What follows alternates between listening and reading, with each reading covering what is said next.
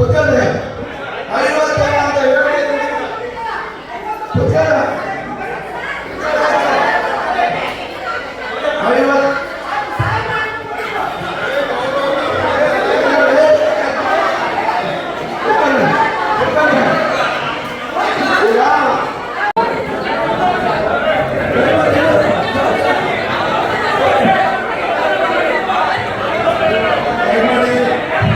ಮಾತಾಡ್ಬೋದು.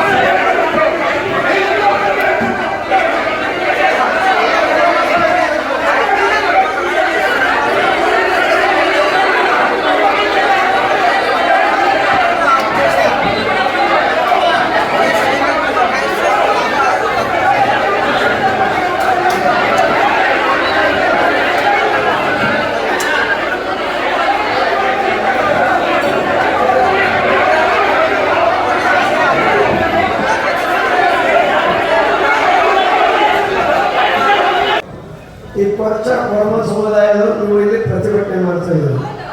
ನಾನೇ ನಿಮ್ಮನ್ನ ಭೇಟಿ ಮಾಡಬೇಕು ಅನ್ನೋ ಉದ್ದೇಶ ನಮ್ಮದಲ್ಲ. ಈಗ ಮಾಡಿರ್ತಕ್ಕಂಥದ್ದು 49 ಜಾತಿಗಳ ಅಲೆಮಾರಿಗಳು ನಾವು ಸಮ್ಮೇಳನ ಮಾಡ್ತಾ ಇದ್ದೀವಿ, ಸಭೆ ಕರೆದಿವಿ ಅಂತ ಹೇಳಿ ನೀನು ನಾಳೆ ಇನ್ನೊಂದು ಸಭೆ ಕರೀತ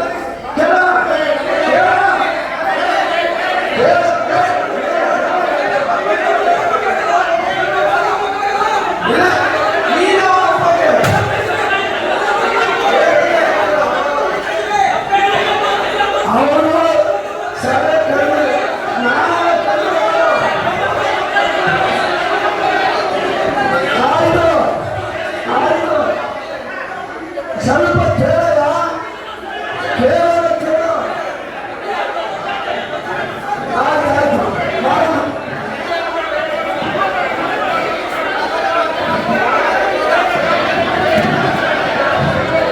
ಪೂರ ಕೇಳ ಯಾರು 49 ಜನ ಅವರು ಬಂದು 49 ಜಾತಿಗಳ ಸಭೆ ಮಾಡ್ತೀವಿ. ಈಗ ಇಲ್ಲ ನಾವು ಇದ್ದೀವಿ ಅಂತ ಹೇಳ್ತೀವಿ. ಸರಿ ಕೇಳಿ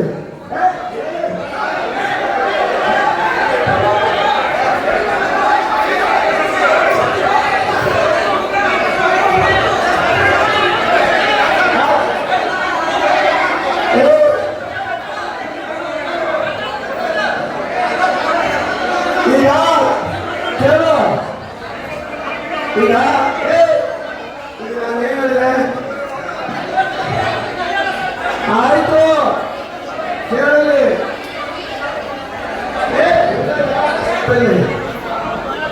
ಅವರು ಕೇಳಲಿ ಸ್ವಲ್ಪ ಹೇಳ್ತಾನೆ ಕೇಳೋ ಒಂದು ನಿಮಿಷ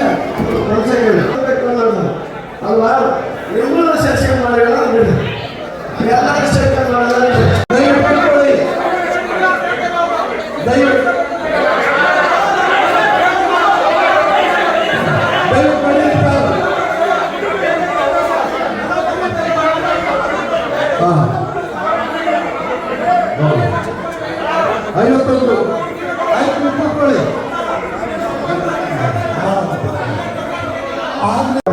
ಆಯ್ತು ಸೆಷನ್ ಮಾಡೋದ್ರಿಂದ ನಿಮಗೇನು ಅಷ್ಟ ಅಂತ ಅದನ್ನು ಕೇಳೋಣ, ಕೇಳಿ ಸರಿ ಮಾಡಿರುತ್ತೆ. ಅದನ್ನು ಬಿಟ್ಟು ನೀವು ಇದು ಮಾಡೋದು ಬೇಡ, ದಬ್ಬಾಳಿಕೆ ಮಾಡ್ಕೊಂಡು ಆಡೋದು ಬೇಡ. ಅವ್ರೇನೋ ಮಾಡಿದ್ರೆ ಅಂತಂದ್ರೆ ಮಾಡೋದು ಬೇಡ. ಮಾನ್ಯ ಮುಖ್ಯಮಂತ್ರಿಗಳ ಗಮನಕ್ಕೆ ತಂದು ಈ ವರ್ಗ ಅನುಭವಿಸ್ತಕ್ಕಂಥ ಕಷ್ಟಗಳನ್ನೆಲ್ಲ ಹೇಳಿ ಅದನ್ನು ಪರಿಹರಿಸ್ತಕ್ಕಂಥ ಕೆಲಸ ಮಾಡಲಿಕ್ಕಾಗಿಯೇ ಇವತ್ತೊಂದು ಸಭೆಯನ್ನು ನಾವು ಮಾಡಿದ್ದೇವೆ. ಸಭೆಯಲ್ಲಿ ಒಂದಷ್ಟು ಅದು ಏನಾಗಿದೆ ಅಂದರೆ 51 ಜಾತಿಗಳಿದ್ದಾವೆ ಅಲೆಮಾರಿಗಳು ಅಂತ. ಇದರಲ್ಲಿ ಕೊರ್ಚ ಕೊರ್ಮನ ನಮ್ಮನ್ನು ಬಿಟ್ಟಿದ್ದೀರಿ ಅಂತಂದೇಳಿ ಅವ್ರ ಆಕ್ಷೇಪ. ಅದರಿಂದ ಅವರು ಇವರು ಯಾರ್ಯಾರಿದ್ರು ಎಲ್ಲರೂ ಸೇರಿ ಸರ್ಕಾರ ಯಾರು ಅಲೆಮಾರಿಗಳಿಲ್ಲ ಅವರಿಗೆ ನ್ಯಾಯ ಕೊಡುವಂಥ ಕೆಲಸ ಮಾಡಲಿ ಅನ್ನೋದು ನಮ್ಮ ಒಂದು ಆಕ್ಷೇಪ ವ್ಯಕ್ತಿಗಳು ಬಿಜೆಪಿ 101 ಜಾತಿಯವರು ಎಲ್ಲರೂ ಸೇರಿ ಒಂದು ತೀರ್ಮಾನ ಮಾಡಬೇಕು. ಇಲ್ಲಿ ಬೇಡ ಜಂಗಮ ಅಂತಕ್ಕಂಥ ಜಾತಿ ಇದೆ, ಆ ಜಾತಿನ ಇಲ್ಲ ಅವ್ರನ್ನ ಪಟ್ಟಿಯಿಂದ ತೆಗಿಬೇಕು ಅಂತೇಳಿ ಎಲ್ಲರೂ ಸೇರಿ ಅದನ್ನ ಒತ್ತಾಯ ಮಾಡಬೇಕು.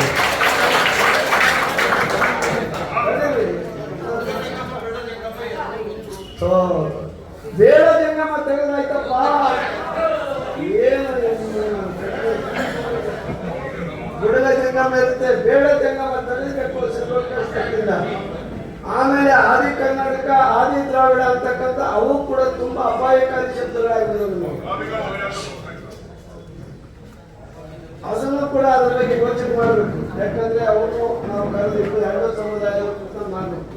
ಆದ್ರೆ 101 ಜಾತಿಯಲ್ಲಿ ಶೆಡ್ಯೂಲ್ ಕಾಸ್ಟ್ ಬರ್ತಕ್ಕಂಥ ಎಲ್ಲಾ ಜಾತಿಯವರು ಸೇರಿ ಬೇಡ ಜಂಗಮ ಅಂತಕ್ಕಂಥದ್ದು ಶೆಡ್ಯೂಲ್ ಕಾಸ್ಟ್ ಪಟ್ಟಿಯಲ್ಲಿದೆ. ಇದನ್ನ ಬಹಳ ದುರ್ಬಳಕೆ ಮಾಡ್ಕೊಳ್ತಿದ್ದಾರೆ. ಇಲ್ಲಿ ನಾವು ಯಾರು ಕೂಡ ನೈಜ ಬೇಡ ಜಂಗಮರು ಇಲ್ಲವೇ ಇಲ್ಲ, ಬುಡಗ ಜಂಗಮರಿದ್ದಾರೆ. ಬೇಡ ಜಂಗಮರ ಪಟ್ಟಿಯನ್ನು ತೆಗೆದಾಕ್ಬೇಕು ಅಂತಂದೇಳಿ ಮೊದಲು ಹೋರಾಟ ಮಾಡೋದು. ಅದಾದ್ಮೇಲೆ ನಾವು ಅಲೆಮಾರಿಗೆ ಮಾತ್ರ ನಾವು ಮಾತಾಡ್ಕೊಂಡು ಈ ಆದಿ ಕರ್ನಾಟಕ, ಆದಿ ದ್ರಾವಿಡ ಅಂತಕ್ಕಂಥದ್ದನ್ನ ಅವನು ಕೂಡ ತೆಗಿಬೇಕು ಅನ್ನೋದು ನನ್ನ ಅಭಿಪ್ರಾಯ. ಅವರ ಅಭಿಪ್ರಾಯ ಏನಿದೆ ಗೊತ್ತಿರಲ್ಲ. ಅವರು ನಾವು ಕುಳಿತುಕೊಂಡು ಅದನ್ನ ನಾವು ಇದು ಮಾಡ್ತೀವಿ. ಫಸ್ಟ್ ಇದಾಗಬೇಕು, ಇದು ಒಂದೊಂದೇ ಹೋಗ್ಲಿ. ಆಮೇಲೆ ಮೊಗೇರ ಅಂತಕ್ಕಂಥ ಒಬ್ಬ ನ್ಯಾಯಾಧೀಶ ಆಗಿರ್ತಾನೆ. ಕೆಲವರು ಕ್ರಿಶ್ಚಿಯನ್ ಇದ್ದಾರೆ, ಅವ್ರು SC ಯಲ್ಲೂ ಇದ್ದಾರೆ. ಸಾಮಾಜಿಕ ಗೌರವಕ್ಕೋಸ್ಕರ ಕ್ರಿಶ್ಚಿಯನ್ ಪೂಜೆ ಮಾಡ್ತಿರ್ಬೋದು, ಬುದ್ಧನ ಪೂಜೆ ಮಾಡ್ತಿರ್ಬೋದು, ರಾಮನ ಪೂಜೆ ಮಾಡ್ತಿರೋದು, ಭೀಮನ ಪೂಜೆ ಮಾಡ್ತಿರೋದು. ಅವರು ಮಾನವರಾಗಿದ್ದರೆ ಮಾನವರು, ಒಳ್ಳೆಯರಾಗಿದ್ದರೆ ಒಳ್ಳೆಯರು. ನಡೆಯೋದು ಇಲ್ಲ. ಈಗ ಮಾದಿಗರಂದ್ರೆ ಒಳಗೆ ಮನೆ ಕೊಡಲ್ಲ, ಮಾದಿಗರಂದ್ರೆ ಮನೆ ಕೊಡಲ್ಲ, ಅಟ್ಲೀಸ್ಟ್ ಒಂದು ಕ್ರಿಶ್ಚಿಯನ್ ಅನ್ನು ಕೊಡ್ತಾರೆ. ಕ್ರಿಶ್ಚಿಯನ್ ಅನ್ನು ಕೊಡ್ತಾರೆ ಅಲ್ವಾ? ಅದು ಹೆಂಗೋ ಏನೋ ಮಾಡ್ಕೊಳ್ಳೋ ಒಟ್ಟು ಅವನು ಮೂಲ ಒಲೆಯೋ ಮಾಡ್ಕೊಳ್ಳೋದು. ಅಕಸ್ಮಾತ್ ಏನಾದರೂ